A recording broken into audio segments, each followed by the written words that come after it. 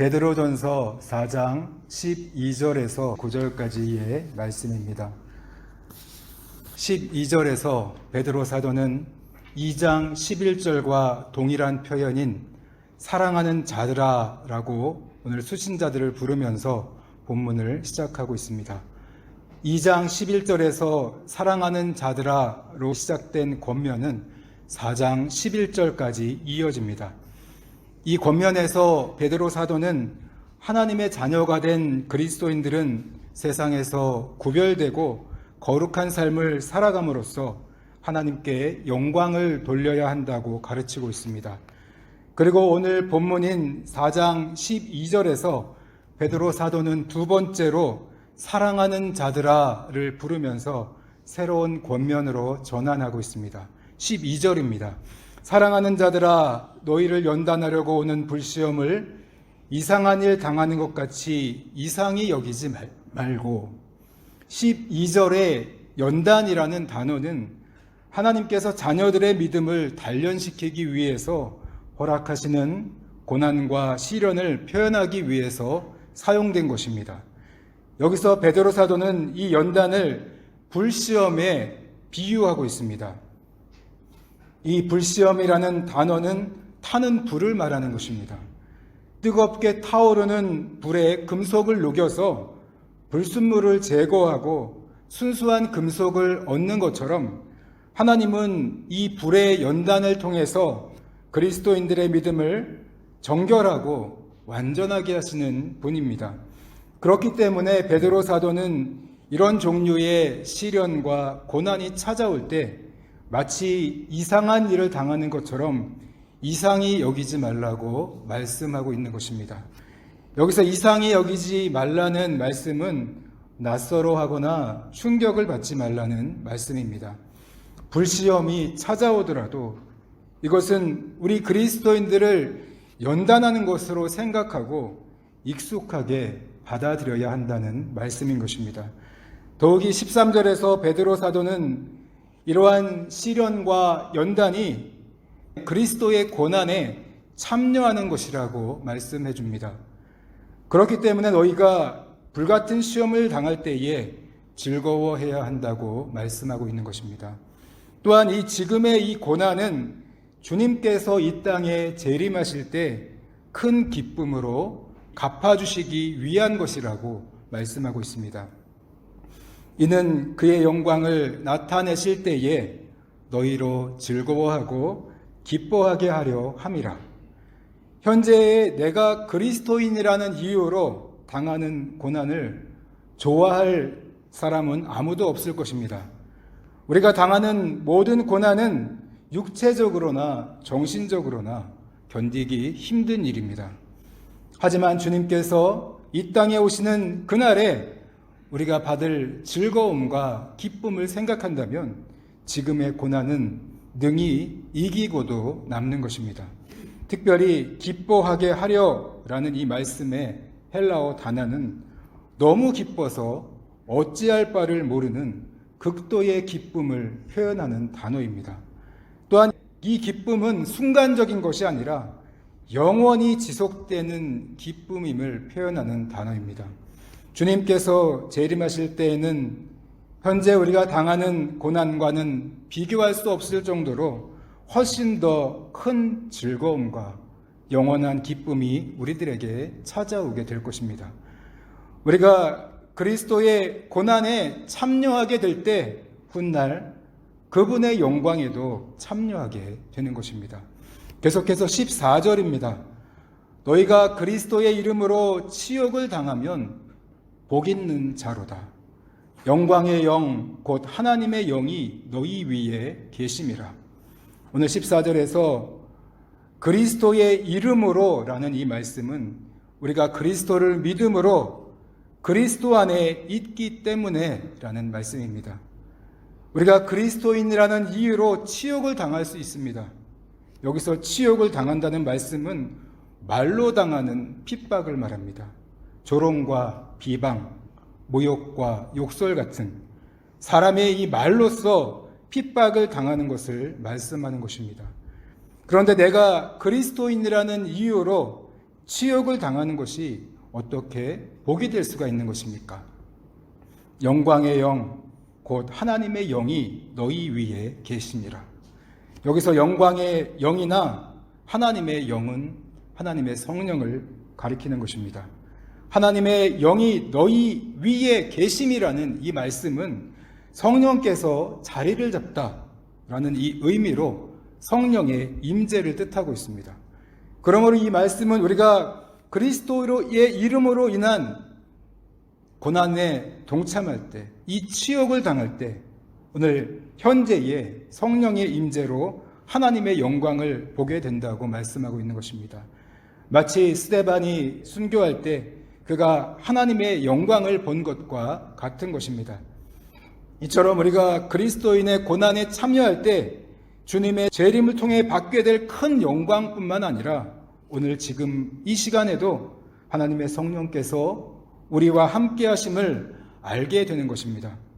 그러므로 우리가 그리스도인이라는 이유로 치욕을 당하는 것도 복된 것이며 기뻐해야 하는 것이라고 오늘 말씀하는 것입니다. 15절입니다. 너희 중에 누구든지 살인이나 도둑질이나 악행이나 남의 일을 간섭하는 자로 고난을 받지 말려니와. 15절에서 베드로 사도는 그리스도인이 자신의 악행으로 받는 고난과 자신이 그리스도인이라는 이유로 받는 고난을 구분하고 있습니다. 그리스도인이 받는 고난은 오직 그리스도의 이름 때문에 받는 것입니다.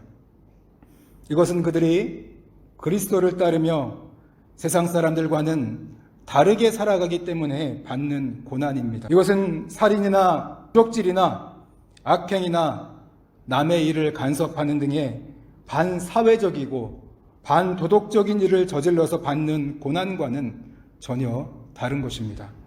이런 것은 그리스도인의 고난이 아니라 단지 악인들이 사법 처리를 당하는 것과 같은 것입니다. 그리스도인의 고난과는 명확하게 구분되어야 하는 것입니다. 그러므로 그리스도인이라면 이런 부끄러운 죄악들로 고난받지 말라고 오늘 말씀하고 있는 것입니다. 16절입니다. 만일 그리스도인으로 고난을 받으면 부끄러워하지 말고 도리어 그 이름으로 하나님께 영광을 돌리라. 16절에 그리스도인은 당시 이방인들이 성도들에 대해서 조롱하며 사용하던 단어입니다. 당시에 성도들은 조롱을 당하듯이 그리스도인이라는 호칭으로 불려졌고 그들은 그리스도인이라는 이유만으로도 고난을 받았던 것입니다. 이렇게 그들은 그리스도인이라는 이유만으로 세상에서 부끄러움을 강요당하고 불시험 같은 연단을 받아야 했습니다. 그럼에도 사도 베드로는 자신이 그리스도인임을 부끄러워하지 말고 도리어 자랑하며 하나님께 영광을 돌리라고 말씀하고 있습니다. 그리고 그 이유를 17절과 18절에서 설명해 주고 있습니다. 17절입니다. 하나님의 집에서 심판을 시작할 때가 되었나니. 우리가 그리스도인이라는 이유로 고난을 당할 때 부끄러워하지 않고 하나님께 영광을 돌려야 하는 이유가 무엇입니까? 그 이유는 바로 마지막 날에 하나님의 심판이 있기 때문입니다. 여기서 하나님의 집은 교회나 성전을 의미하는 것으로 그리스도인 공동체나 성도 개개인을 말씀하는 것입니다. 그리스도인들마저도 하나님의 심판을 받게 된다면 하물며 하나님의 복음을 순종하지 않고 성도들을 핍박하고 조롱했던 불신자들은 과연 어떻게 되겠습니까? 의인들도 겨우 구원을 받을 수 있다면 경건하지 않은 자들과 죄인들은 과연 어떻게 되겠습니까? 마지막에는 하나님의 심판이 있기 때문에 우리가 그리스도인이라는 이유로 불시험 같은 고난과 치욕을 당해도 우리는 이것을 이상히 여기지 말고 오히려 하나님께 영광을 올려드려야 하는 것입니다. 마지막으로 19절입니다. 그러므로 하나님의 뜻대로 고난을 받는 자들은 또한 선을 행하는 가운데 그 영혼을 미쁘신 창조주께 의탁할지어다. 19절에서는 오늘 결론을 내리고 있습니다. 그러므로 하나님의 뜻대로 고난을 받는 자들은, 우리가 그리스도인이라는 이유로 세상에서 고난을 받는 것은 하나님의 뜻이 있습니다. 하나님께서 허락하신 이 그리스도인의 고난은 우리의 믿음을 연단하고 완전하게 하기 위한 것입니다. 또한 주님께서 재림하실 때 우리들에게 큰 기쁨과 영원한 즐거움을 주기 위한 것입니다. 계속해서 오늘 이 그리스도인의 고난은 마지막 날에 불신자와 박해자들을 향한 심판의 명분을 쌓는 것입니다. 이처럼 그리스도인의 고난에는 하나님의 뜻이 있습니다. 오늘 이 불신자들, 그들은 모두 하나님의 심판대 앞에서 불신앙과 성도들을 박해한 이유에 대해서 답변해야 할 것입니다. 그렇다면 우리는 하나님의 뜻대로 고난을 당할 때 어떻게 살아가야 하는 것입니까? 또한 선을 행하는 가운데 그 영혼을 미쁘신 창조주께 의탁할지어다. 우리가 그리스도인이라는 이유로 세상에서 고난을 당하는 것은 하나님의 뜻대로 고난을 당하는 것입니다. 그러므로 우리 그리스도인은 신실하신 하나님께 오늘 우리 자신의 영혼을 맡기고 이 고난 앞에서 위축되지 말아야 하는 것입니다. 오히려 이 고난 앞에서 더욱 열심히 선을 행하며 살아가라고 권면하면서 오늘 본문이 맞춰지고 있습니다. 성도 여러분, 오늘 우리 그리스도인들은 세상에서 왜 고난을 받아야 하는 것입니까? 오늘 본문이 말씀하는 그리스도인의 고난은 반 사회적이고 반 도덕적으로 죄를 짓기 때문에 받는 고난이 아닙니다. 오늘 본문이 말씀하는 그리스도인의 고난은 그들이 그리스도를 따르며 세상과는 구별되고 거룩한 삶을 살아가기 때문에 받는 고난입니다. 그리스도인은 세상 사람들처럼 돈과 성공과 명예를 따라가지 않고 오직 예수 그리스도를 따라간다는 이유로 고난을 받는 것입니다. 그리스도인들은 세상 사람들처럼 정욕과 탐심을 따라가지 않고 그들의 정과 욕심을 십자가에 못 박고 진리의 성령을 쫓아 따라가기에 고난을 받는 것입니다.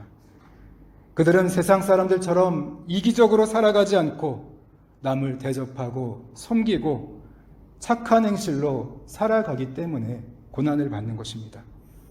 그리스도인들은 세상 사람들처럼 술 취하고 방탕하게 살아가지 않고 하나님을 두려워하며 절제하며 살아가기에 고난을 받는 것입니다. 이처럼 진정한 그리스도인은 의인의 삶을 살아가기 때문에 고난을 받는 것입니다. 성도 여러분, 오늘 우리는 무엇 때문에 고난을 받고 있습니까? 로마 황제 네로의 박해 때 성도들은 자신들이 그리스도인이라는 이유만으로 로마의 성에서 타오르는 횃불로 화형을 당해야 했습니다. 그럼에도 베드로 사도는 오늘 본문에서 불시험이라는 말을 사용하여 저 악마 같은 네로를 비난하지 않았습니다. 대신 그는 하나님의 이 최후 심판을 믿으면서 이 고난이 하나님께서 허락하신 불시험이고 우리를 향하신 연단이라고 이해했습니다. 그러므로 너희는 너희 영혼을 하나님께 부탁하고 이런 고난 앞에서도 위축되지 말고 더욱 힘써서 선한 일을 행하라고 오늘 말씀하고 있습니다. 왜 당신은 우리와 다를 바가 없습니까? 우리가 교회에 참석하지 않는 것을 뺀다면 당신과 우리가 과연 다른 것이 무엇입니까? 당신들이 더 돈을 밝히고 더 이기적이지 않습니까? 당신들도 똑같이 음란하고 방탕하며 이웃들에게 거짓말하고 속이며 살아가고 있지 않습니까? 당신들이 더하면 더했지 덜한 게 뭐가 있습니까?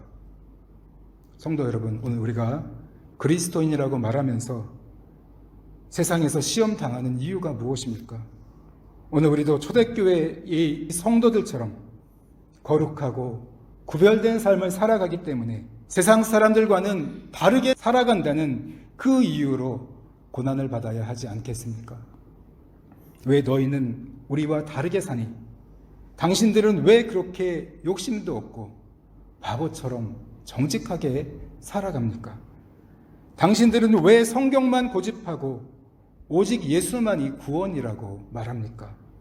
우리가 진정한 그리스도인이라면 그리스도를 따르며 세상 사람들과는 다르게 살아간다는 이유로 고난을 받아야 하는 것입니다. 이것이 진정한 그리스도인의 연단이고 우리의 삶으로 그리스도의 고난에 동참하는 것입니다. 고난이 없으면 영광도 없습니다. 그리스도의 고난과 영광을 믿는 것은 입술로만 되는 것이 아닙니다. 행하고 순종할 때 하나님 앞에서 진정한 믿음으로 평가받을 수 있습니다. 진리의 이 말씀을 따라 거룩하고 구별된 삶을 살아간다는 그 이유로 고난을 받고 그래서 그리스도의 고난에 동참하고 영광에도 참여하는 저와 여러분들이 되시기를 주님의 이름으로 축원합니다.